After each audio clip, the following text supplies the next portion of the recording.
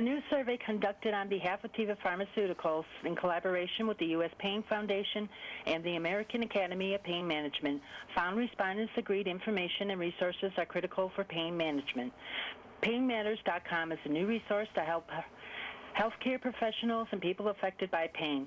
Here to talk about chronic pain and Pain Matters is Paul Gileno, Executive Director, U.S. Pain Foundation, and Dr. Melanie Rosenblatt, Medical Director of Pain Management, North Broward Medical Center. Doctor, why is the treatment of chronic pain so complex? The treatment of chronic pain is so complex because chronic pain affects so many people. Chronic pain affects more than 100 million Americans. That's more than cancer, diabetes, and heart disease combined. And while prescription pain medication is the mainstay in treatment for this illness, it's also prone to abuse. Doctor, why do you think discussing abuse is uncomfortable, and what can be done to open a dialogue around this issue? The survey, which was done by Teva Pharmaceuticals in collaboration with the U.S. Pain Foundation and the American Academy of Pain Management, found that both healthcare providers and people who live with pain want to take responsibility, personal responsibility, for their role in prescription drug abuse. But they also find that they're uncomfortable talking about it.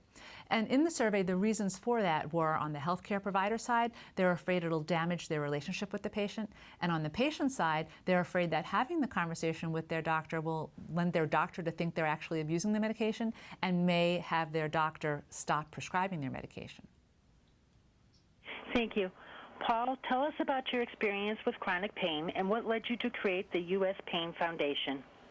Sure. Well, 12 years ago, I was lifting a box twisting and I broke my back, which severed my sciatic nerve.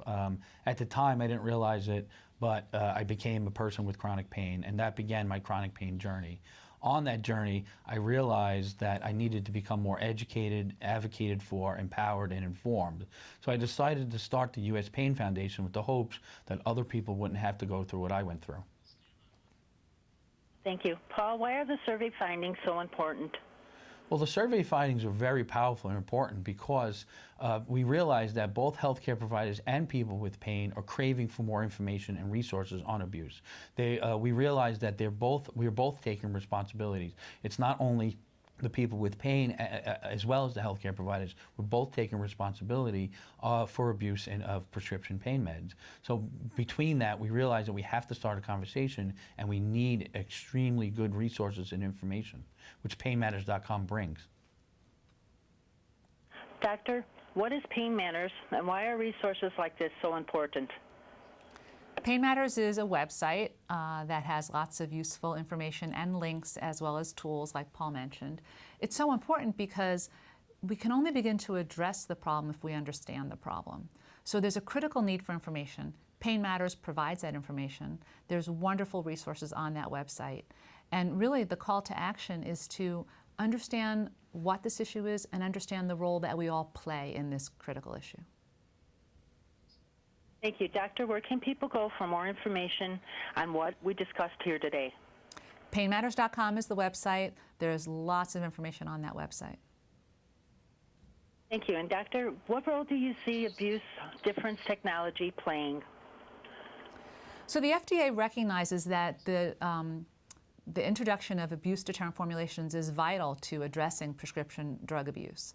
And on that website, you'll also find useful a video describing what abuse deterrent technology is. And basically what that means is a pill, one of the ways it's abused is it's crushed with a hammer or a coffee grinder, and then it can be snorted or injected, which is not the way the product is intended to be used. So abuse deterrent formulations prevent that from happening or mitigate that risk of abuse so that it's harder to manipulate the medication.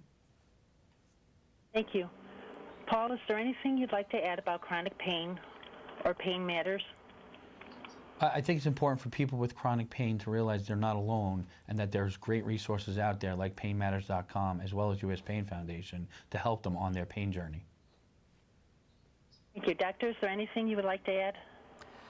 Yeah, reducing prescription drug abuse is a multifaceted problem, and it's going to take a multifaceted approach to address this. This website has some very important information. I think in order to address the problem, we need to understand the problem, and there are some very powerful tools and solutions on that website. Thank you. That's all I have for today. I'd like to thank you both for participating in the interview. Thanks for having us. Thank you very much.